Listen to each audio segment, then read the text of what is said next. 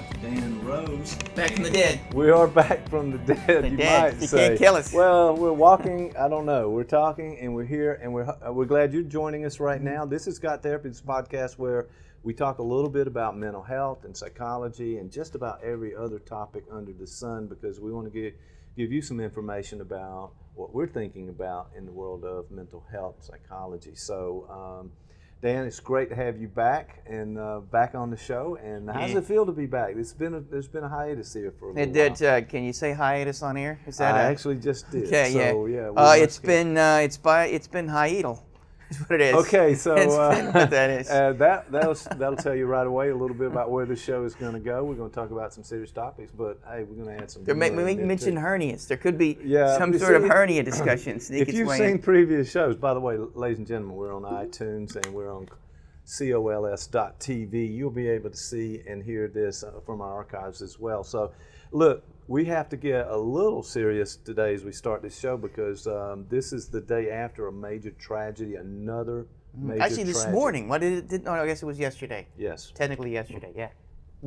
That's right. So let's talk a little bit about that because you and I have had this conversation before, but the notion that people all around the world have strong reactions, and even mild reactions, but certainly reactions to this type of trauma that's going on in the world, and it affects families, it affects individuals, and the question is, how do you build up? What is the response to this, and how do you build up some resistance, and what can you do to sort of make sense of the craziness that's going on in the world, and how it might affect the individual and the family? It's a big task, and we're all faced with it. It's funny because one of my favorite, I've said it on the show many times, one of my favorite ways to define trauma is anything that arrives before you have a chance to create it.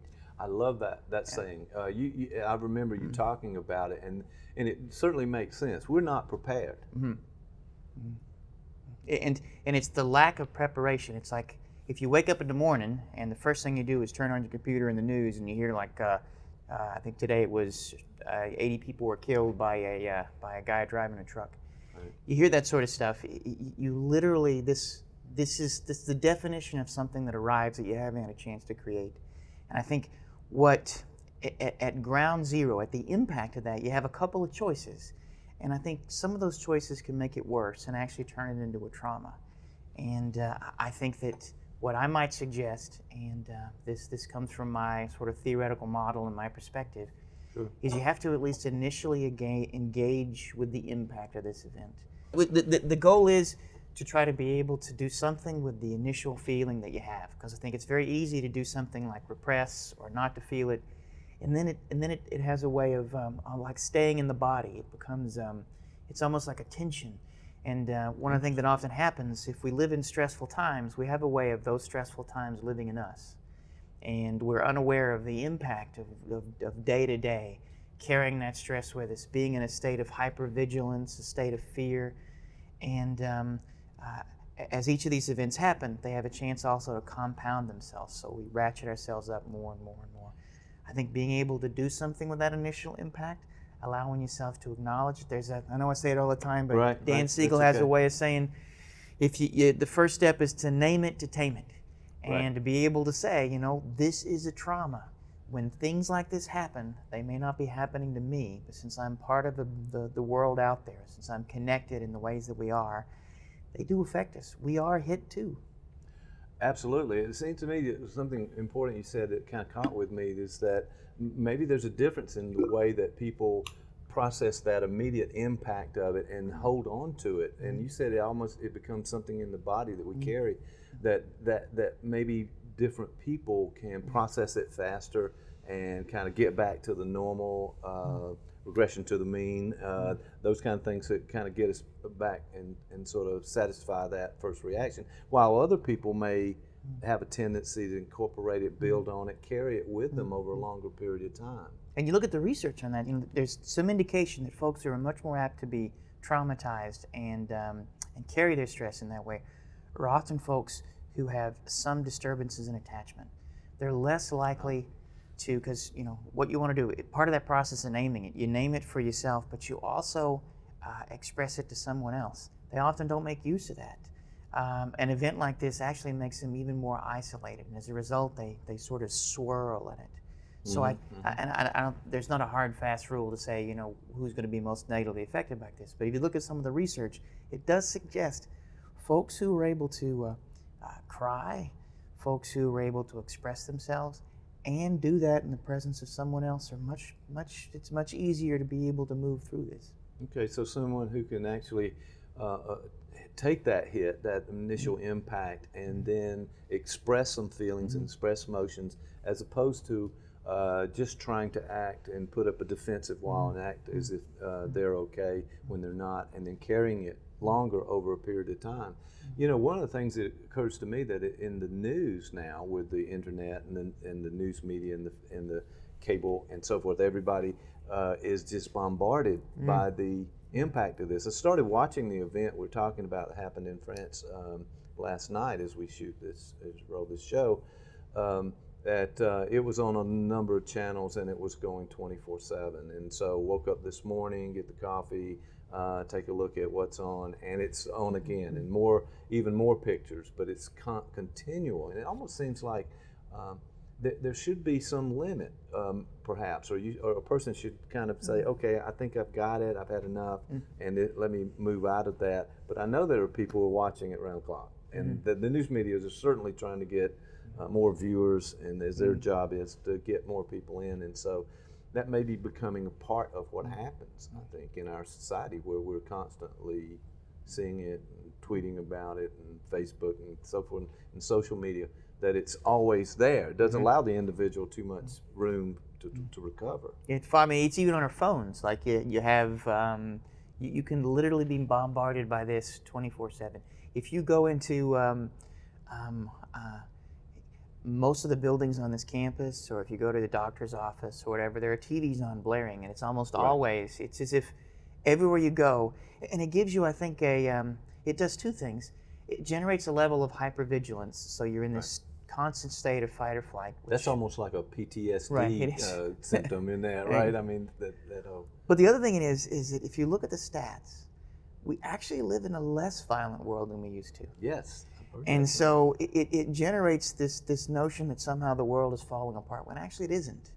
There are certainly better, there are actually there are bad things that happen. We don't want to deny that. Right. But particularly when you look at some of the police shootings, for instance, these are events that used to occur with even greater frequency. It's just now that we are forced to have to wake up and deal with the sort of cultural shift and changes we need to make to be able to do the growing we need to make.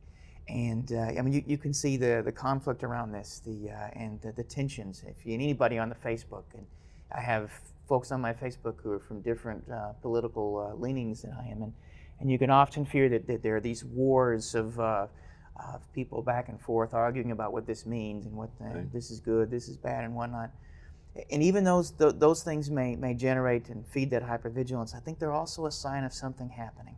It is forcing a dialogue, forcing us to have to think about things in a way that we didn't before. Right, and that means it could be growing pains. So I think, and that may be the second part of that impact, because once you experience where you're sitting eating with your blueberry, and that comes on the news, something horrible happens, you allow yourself to feel it, allow you to do something. Count Chocula. Yeah, Count Chocula. I was going old school with a blueberry. Right, there we go. But the second thing is to be able to attempt to put it in some perspective, to try to understand it. And I think that all, particularly the news, often fail in that. As opposed to giving perspective, often what you see is people competing to politicize and to generate just the right amount of controversy and conflict to be able to get votes or to sell blueberry, whatever that may be. Right. You get the viewership on there. Well, it's interesting that you said that, because I think your earlier statement about there's less violence in the world, there's less killings, there's less. We've had, and that's a fact that we can look at, but that's not what people see. What we see is the event.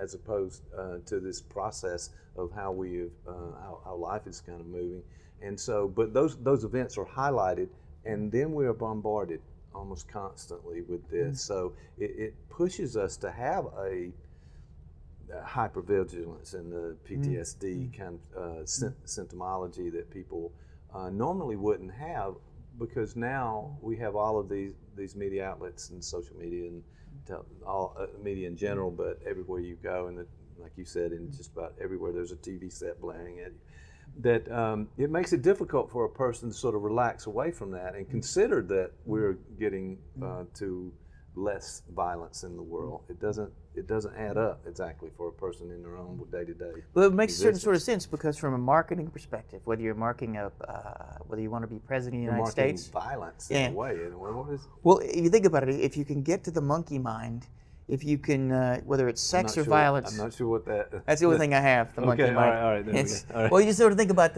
if you can get someone to a very basic emotional experience, whether it's sex or violence, then you can sell things, you can hook them. And I think that is inadvertently what happens with this ratcheting up hypervigilance. Everywhere you go, boom, boom, boom, boom. Yeah, and we're coming now to, in the U.S., the political side of things, as we are in this presidential race coming up. And we won't go into politics on this show unless we have to. Maybe we'll have another show and talk a little bit more about those kinds of issues. But yeah, you have that added piece to it, because I was going to vote for that Dennis Kucinich. Is he still running? I don't think he's there. I don't think he's. No, remember that guy? I don't think so. But what he we're would saying have been the first vegan president. Kucinich would be. Oh, okay. Yeah, no, I can see that. That's something you. All right. Yeah. I can just imagine he's also a peace-loving guy, so he would like drop tofu on ISIS. Okay. I think that if we Well, yeah. Well, I'm sorry he's not available for your vote, but that whole political thing is coming at a time. Yes, he is. Okay. And it's good. Good news is, but yeah. So that piece and just the politics of choosing a president is a very controversial and anxiety-driven piece of our lives too, that we have to sort of adjust to. It's more anxiety-producing than it's ever been in my lifetime. Well, that's what people are saying. You're not alone in that, and it's either or. It's us against them. It's two-sided kind of situation where people really have to choose sides, and I think that's anxiety-producing as well. That compromise has gotten a bad name in that particular arena anyway.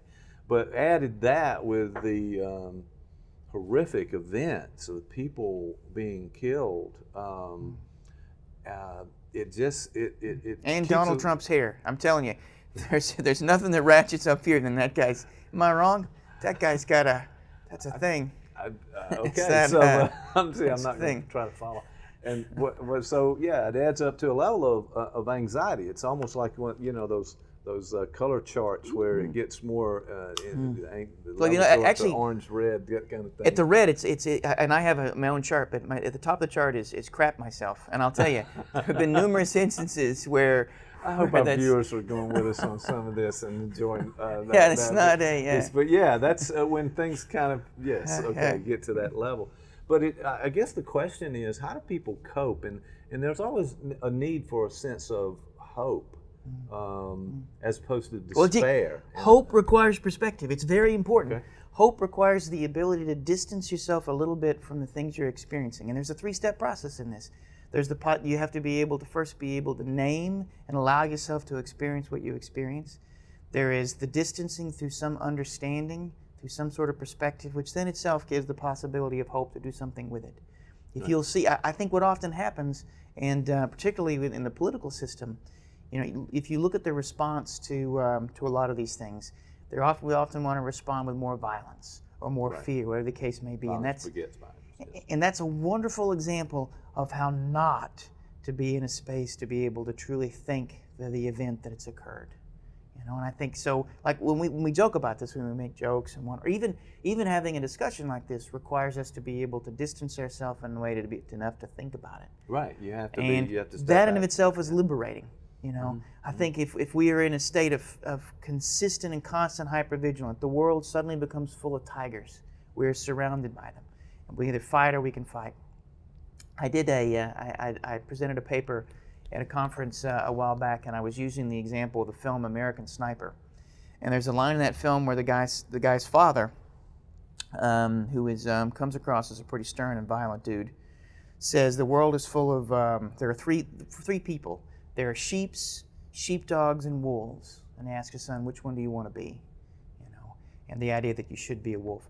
Well, at first glance, that's okay. That makes sense of the world, but it's a lousy way to make sense of the world. It really is. There are far more than, and the fact that all of us can be sheeps or sheepdogs or wolves at any point in time, depending where we're at. But it limits the complexity. So when we have us versus them, left versus right, we generate the sort of understanding that may be the wonderful beginning of something, but it's a sort of understanding that can trap us too. Well, it is a great point, and this notion of this lack of complexity, the lack of ability to see and look at what, as you mentioned earlier, the facts that the world is becoming less violent, but in the face of every event, and if you're approaching that with an either or type of a response, then you are avoiding looking at the complexity of our situation. And actually, if you're not doing that, then hope tends to diminish in that regard. So it's juggling a lot of things for individuals, and I don't think we're always exposed to that. And again, back to the media, but we're not always exposed to that. So it's almost something internally that we have to process and be okay with the complexity, maybe be okay with not knowing about some of these kind of things. Because you said earlier in one of your first statements, the notion that a crisis happens before we are ready. So well, I think that the way out of this is and we deal with this with when I'm working with the folks, my supervisor, and even my patients too, is resilience first requires the ability to survive. And that's why we're sort of talking about the idea of being able to allow yourself to experience the impact, allow yourself to be able to have some moment of where you can distance yourself enough to begin to understand and then do something with that understanding. And you do that with, in fact, we're in the seminar we're going to have this coming Monday, we're actually talking about these things, because a lot of our patients come in and they are overwhelmed by this. And it's much easier to be listening and be open to someone in front of you if they are in a space where they're afraid and asking for help. But oftentimes, and this is, I was supervising somebody and one of their patients came in and said something like, and this was after the Orlando shooting, those gays got what they deserved. That was his response.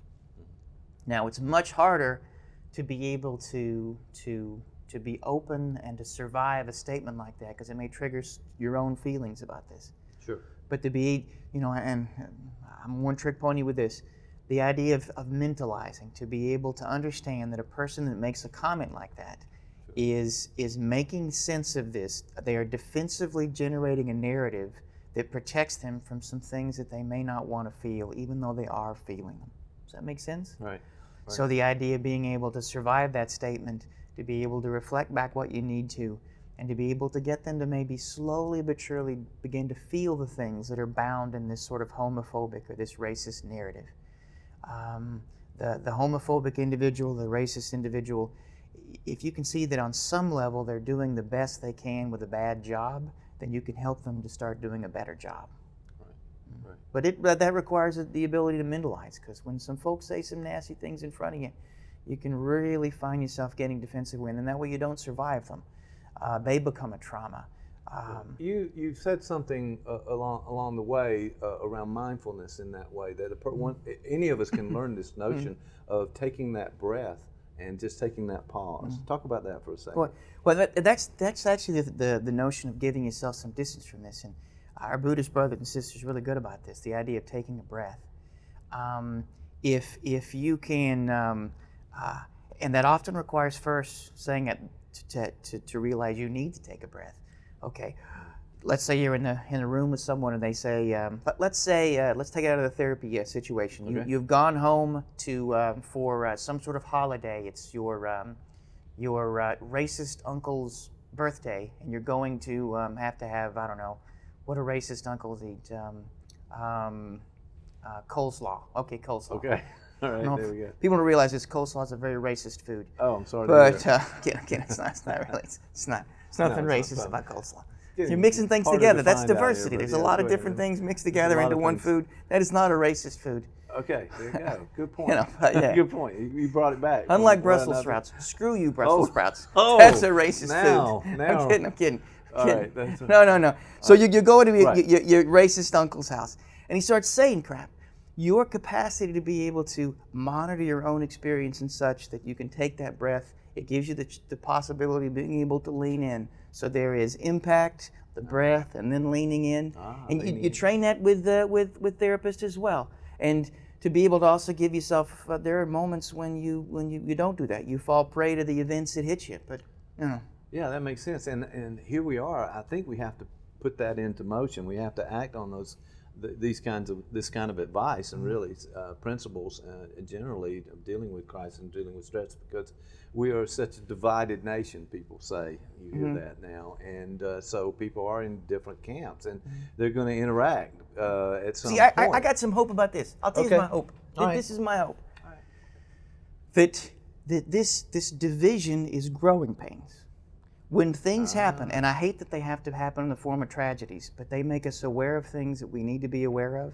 They allow things to enter the dialogue, the collective dialogue that are uncomfortable. But in doing so, division allows us to begin to talk in the way we need to. And I think that division, at least initially, is the sign of something moving. I think there's hope in that. Right. Okay. So it may be a crisis, but it is in some way the opportunity to and move I'll even say forward something. The Dharma system is very controversial. Very controversial. And the Brussels sprout thing was controversial, but this is actually really going to be. Okay. Even something as horrible as ISIS, individuals who are bent on being able to disrupt and cause this sort of mayhem, there is something buried underneath all that layer of what appears to be hate for a certain way of life.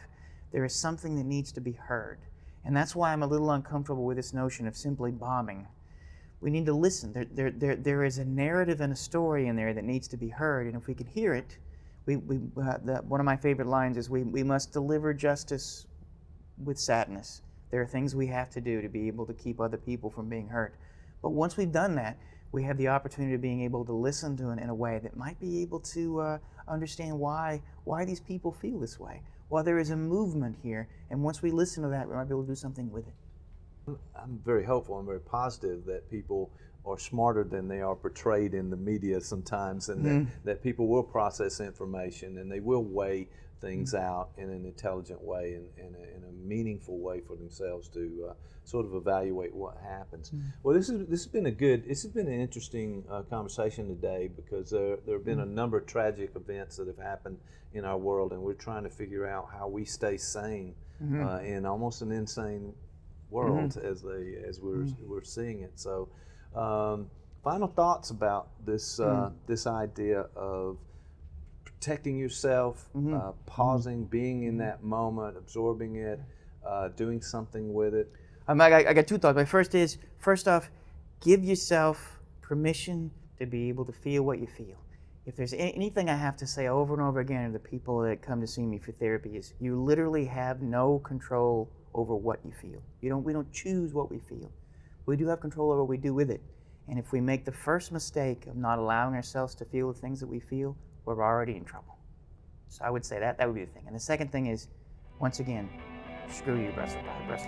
Yeah, I'm sorry we went off on Brussels sprouts today. Sorry, somebody had to say it, and it was up to you. It's me. I'm just tired of this. To bring that, but it was good to hear about coleslaw being.